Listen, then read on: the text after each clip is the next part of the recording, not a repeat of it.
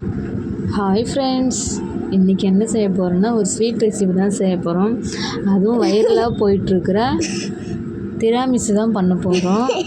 இந்த ஸ்வீட் ஐட்டம்லாம் எங்கள் பசங்களுக்கு ரொம்ப பிடிக்கும்.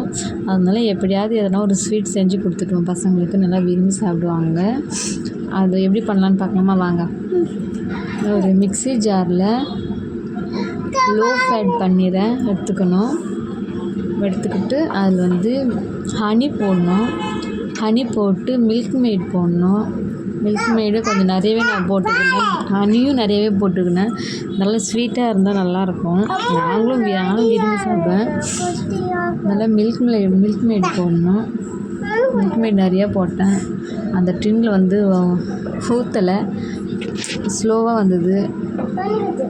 மில்க் மெய்டு போட்டதுக்கப்புறம் காய்ச்சி ஆற வச்சுருந்த பால் 1/2 டம்ளர் ஊற்றினேன். 1/2 டம்ளர் ஊற்றி அதை பிளெண்ட் பண்ணி எடுத்து நல்லா க்ரீமியான கன்சிஸ்டன்சியில் வந்தது.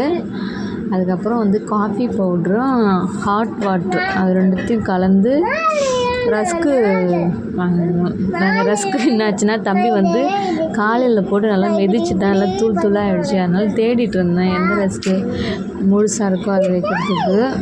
அப்போ இருந்துச்சு ஒரு 4-5 ரஸ்க்கு. அதை எடுத்து காஃபி இந்த ஹாட் வாட்டரில் நனைச்சி, என்கிட்ட அந்த ஒயிட் கலர் பவுல் இல்லை, அதனால் இந்த பிளாக் கலரில் கப்பு இருந்தது, அதில் போட்டு நனைச்சி வச்சுட்டு ஃபஸ்ட் லேயர் ரஸ்க்கு வச்சுட்டேன். 2வது லேயர் அந்த க்ரீமியான பன்னீர் போட்டுட்டேன்.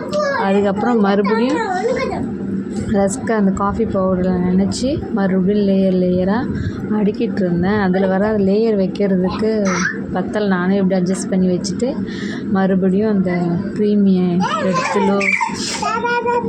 பன்னீர் அந்த க்ரீமி போட்டு நல்லா எல்லா பக்கமும் தடவி விட்டுட்டு கொக்கோ பவுட்ரு நிறையா போட்டுட்டேன்னு நினைக்கிறேன். ஆனால் நல்லா இருந்துச்சு. கொக்கோ பவுட்ரு போட்டு நல்லா ஃபுல் பக்கமும் பரப்பி விட்டாச்சு. அந்த வடிகட்டியில் போட்டு நல்லா பரப்பி விட்டதுக்கப்புறம் இன்னும் இருந்தது. நான் நிறைய போட்டேன். நல்லா தான் இருந்துச்சு. மறுபடியும் போட்டுகிட்டே இருக்கேன். ஃபுல்லாக போட்டுட்டு அப்புறம் மிச்சம் அதுலேயே இருந்தது. அதை எடுத்து மறுபடியும் அந்த கொக்கோ பவுட்ரு கவர்லேயே போட்டு, கையெல்லாம் வைக்கல, கொக்கோ பவுட்ரு கவர்லேயே போட்டு வச்சுட்டேன். ஃபுல் இடத்துலையும் பரவி விட்டுட்டு இருந்தேன். அப்புறம் ஃப்ரிட்ஜில் எடுத்துன்னு போயிட்டு வச்சுட்டேன்.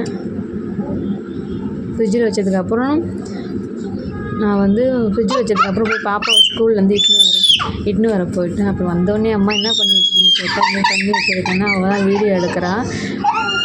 சாப்பிட்டு பார்த்துட்டு நல்லா இருக்குன்னு சொன்னான். அவளுக்கு எதனா ஒரு ஸ்நாக்ஸை பண்ணி வச்சுருவேன் நான் வீட்டில். நல்லாயிருக்கு. நீங்களும் ட்ரை